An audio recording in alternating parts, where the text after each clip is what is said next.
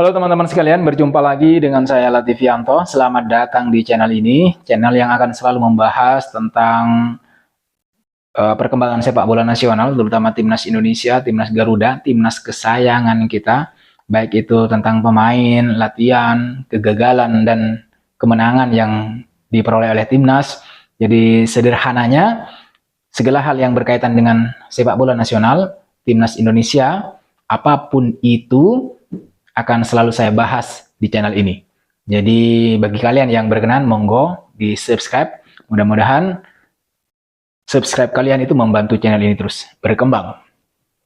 Jadi pastikan kalian menonton video-video yang ada di channel ini sampai selesai. Mudah-mudahan itu menjadi bahan untuk kita berdiskusi dan tidak mengendorkan semangat kita untuk terus mendukung timnas kebanggaan kita, timnas Indonesia.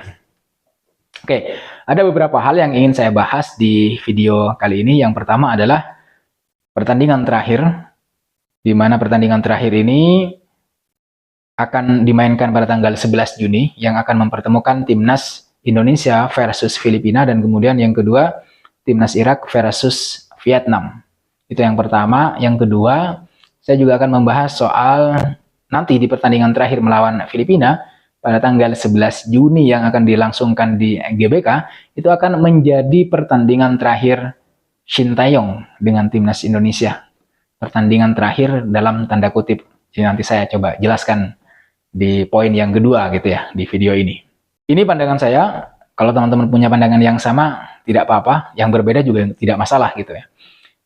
Pertama, tentu saja kita perlu kembali lagi ke pertandingan sebelumnya, di mana timnas kebanggaan kita, timnas Garuda ini, timnas Indonesia, harus takluk, harus menelan kekalahan dari timnas Irak dengan skor 2-0. Skor 2-0 ini ya cukup baik lah ketimbang pertandingan-pertandingan sebelumnya. Kita pernah kalah 3-1, kemudian 5-1 bahkan di laga tandang timnas di Basra International Stadium. Dan ini menurut saya skor yang agak lumayan lebih kecil lah gitu ya. Nah, kekalahan timnas ini adalah ya menurut pemain Irak adalah kekalahan yang disebabkan oleh ketidakberuntungan timnas Indonesia saja. Tidak beruntung saja gitu ya. Pada intinya begitu. Karena timnas Indonesia pada pertandingan beberapa hari yang lalu ketika melawan Irak itu bermain sangat bagus di babak pertama, terutama ketika timnas Indonesia mampu memaksa Irak untuk tidak bisa mengembangkan permainan. Dan beberapa kali timnas Indonesia ini juga mampu ya memberikan peluang-peluang atau ancaman-ancaman nyata bagi timnas Irak, dan beberapa peluang emas di depan gawang Irak yang sayang sekali tidak mampu dikonversikan menjadi gol gitu. Ini yang sangat kita sesali, artinya masih ada PR di depan timnas kita, timnas Indonesia. Kembali lagi ke pernyataan beberapa pemain Irak yang menyatakan bahwa kekalahan timnas dari Irak itu adalah kekalahan yang disebabkan oleh ketidakberuntungan saja. Dan oleh sebab itu, malam itu memang bisa dikatakan bukan malamnya Indonesia. Tapi teman-teman, yang mengejutkan kita semua adalah dukungan yang diberikan para pemain Irak, di mana meskipun mereka mengalahkan kita dengan skor 2-0, mereka masih berharap dan berdoa agar timnas kita lah yang kemudian lolos ke babak 3 kualifikasi Piala Dunia, di mana pada pertandingan terakhir kita akan menghadapi Filipina di Stadion Gelora Bung Karno pada tanggal 11 Juni. Kita bisa saja melihat itu sebagai sebuah kalimat untuk menenangkan kita semua setelah mereka mengalahkan timnas kita gitu. Ya, anggap saja itu untuk menarik empati, menarik simpati masyarakat atau timnas Indonesia saja. Tetapi kalau kita melihatnya secara tulus, mungkin benar bahwa Irak benar-benar mengharapkan timnas Indonesia lah yang kemudian lolos ke babak 3 kualifikasi. Artinya ini bagus gitu ya. Irak mungkin akan membantu timnas Indonesia di pertandingan terakhirnya melawan Vietnam ya untuk menghajar, membantai habis Vietnam seperti mereka menghajar kita 2-0 gitu. Ketika Irak menyampaikan harapannya agar timnas kita lah yang kemudian lolos ke babak 3, itu mungkin akan diikuti dengan ya bantuan yang saya sebutkan tadi, ya anggap saja bantuan bahwa Irak akan mengalahkan Vietnam di partai terakhir. Artinya di pertandingan terakhir meskipun sudah pasti lolos ke putaran 3 kualifikasi, Irak tetap akan berjuang keras, bekerja keras untuk kemudian ya mengalahkan Vietnam, sama seperti yang mereka lakukan di GBK saat menghadapi Indonesia.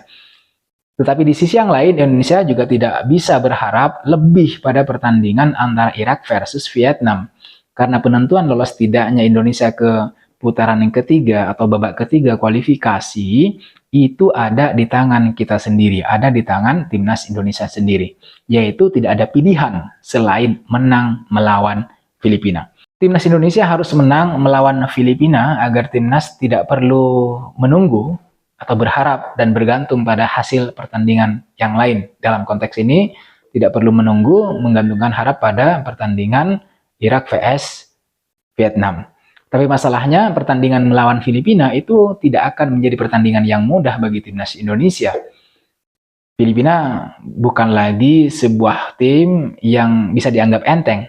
Sama seperti yang terjadi pada Indonesia, Filipina juga menggunakan pemain-pemain diaspora, pemain-pemain keturunan, yang itu juga mendongkrak kualitas permainan mereka.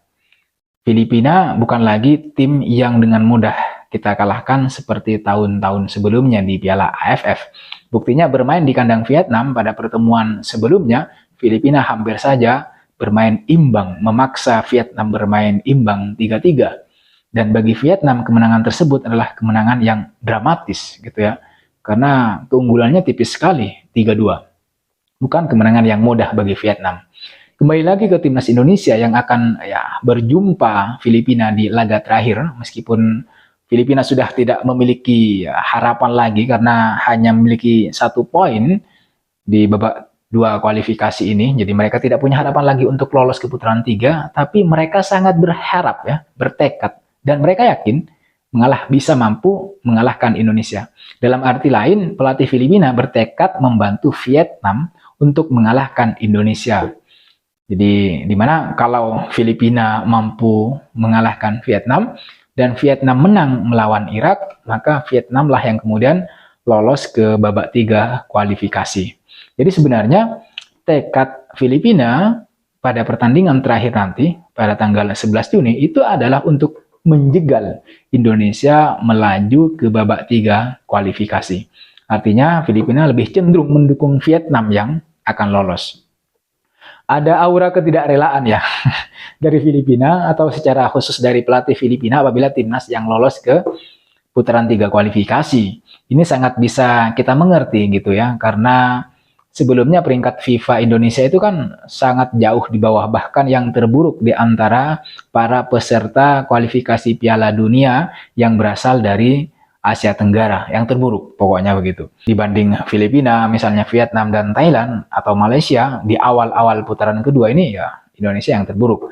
Tapi kemudian siapa yang bisa menyangka bahwa dalam waktu yang tidak terlalu atau tidak begitu lama, peringkat FIFA timnas kita itu naik pesat, bahkan sempat bertengger di nomor 3 Asia Tenggara, yaitu setelah Thailand dan kemudian Vietnam.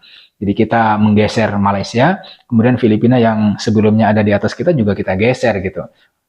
Kita lampaui. Nah, sama seperti Filipina, saya kira Vietnam jauh lebih tidak rela apabila Indonesia yang lolos ke babak 3. Secara peringkat Vietnam jauh di atas Indonesia, dan yang tidak disangka-sangka timnas Indonesia mampu mengalahkan mereka 2 kali back to back di lanjutan di ajang yang sama, yaitu di kualifikasi Piala Dunia di GBK dan kemudian di Medan. Bahkan di Medan, di markas besar Vietnam, kita mampu mengalahkan Vietnam dengan skor 3-0. Ini adalah pertandingan yang tidak disangka-sangka, yang tidak dapat diprediksi bahwa Indonesia akhirnya mampu mengalahkan Vietnam, bahkan di kandang mereka sendiri gitu. Maka oleh sebab itu, menjelang pertandingan bertanggal 11 Juni nanti, pelatih Filipina itu sudah mengirim sayur bahwa Filipina akan membantu Vietnam mengalahkan Indonesia. Secara terang-terangan pelatih Filipina mengatakan begitu. Saya kira itu juga yang akan terjadi pada Irak. Artinya dengan berharap Indonesia lah yang kemudian melaju ke babak 3 kualifikasi, ada harapan bahwa Irak akan mengalahkan Vietnam. Sehingga kalau itu terjadi, entah menang atau kalah ketika melawan Filipina, timnas tetap akan lolos ke putaran 3 kualifikasi. Ya, sekali lagi kalau Irak mampu mengalahkan Vietnam. Dengan demikian, yang dapat kita gambarkan dari pertandingan terakhir di putaran kedua kualifikasi Piala Dunia Zona Asia Grup F adalah bahwa yang akan terjadi pada tanggal 11 Juni nanti itu adalah pertandingan Indonesia dan Irak versus Vietnam dan Filipina. Artinya secara tidak langsung Indonesia ini sudah membentuk kongsi dengan Irak, lalu kemudian Vietnam juga membentuk kongsi atau berkongsi dengan Filipina. Vietnam itu sangat bergantung pada Filipina, di mana Filipina harus mampu menang atau mengalahkan Indonesia, dan Vietnam sendiri juga harus mampu mengalahkan Irak jika Vietnam ingin lolos. Nah, dengan demikian jika dilihat dari posisi saat ini sebenarnya secara posisi Indonesia praktis terlihat lebih mudah. Karena dalam hal ini Indonesia hanya butuh satu kemenangan saja. Cukup menang saja satu kali dengan skor berapapun, maka itu sudah bisa mengantarkan Indonesia melenggang mulus ke putaran 3 tanpa perlu melihat hasil pertandingan antara Irak versus Vietnam. Cukup menang berapapun skornya, entah 1-0 misalnya dengan Filipina, maka secara langsung Indonesia lolos ke putaran 3. Maka boleh dibilang pada konteks ini Indonesia hanya bisa mengandalkan diri sendiri untuk lolos ke putaran 3. Indonesia harus hukumnya, wajib hukumnya untuk bekerja keras untuk memenangkan pertandingan. Apalagi ini adalah pertandingan terakhir bagi pelatih Shin Tae-yong di kontrak lamanya. Jadi yang saya sebutkan tadi di awal video ini bahwa ini akan menjadi pertandingan terakhir pelatih Shin Tae-yong dengan timnas Indonesia, itu maksudnya di kontrak lamanya. Sebagaimana yang kita tahu semua teman-teman, Shin Tae-yong ini resmi dikontrak oleh PSSI pada Desember tahun 2019 dengan durasi selama 4 tahun. Kontrak STY ini kemudian diperpanjang PSSI pada Desember 2023 dengan durasi selama 6 bulan. Gitu ya, untuk melihat progres timnas Indonesia. Saat itu Shin Tae-yong diberi target untuk membawa timnas Indonesia lolos ke 16 besar Piala Asia tahun 2023 dan Piala Asia U23.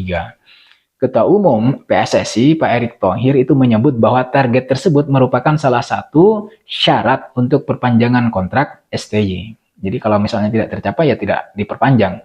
Nah, kemudian target tersebut dicapai oleh STY gitu, berhasil dicapai dalam ajang Piala Asia tahun 2023 dan Piala Asia U23 tahun 2024. Maka dari itu komitmen Erick Thohir untuk memperpanjang kontrak STY ini ya harus dipenuhi gitu ya, karena sudah target-targetnya sudah dicapai oleh STY.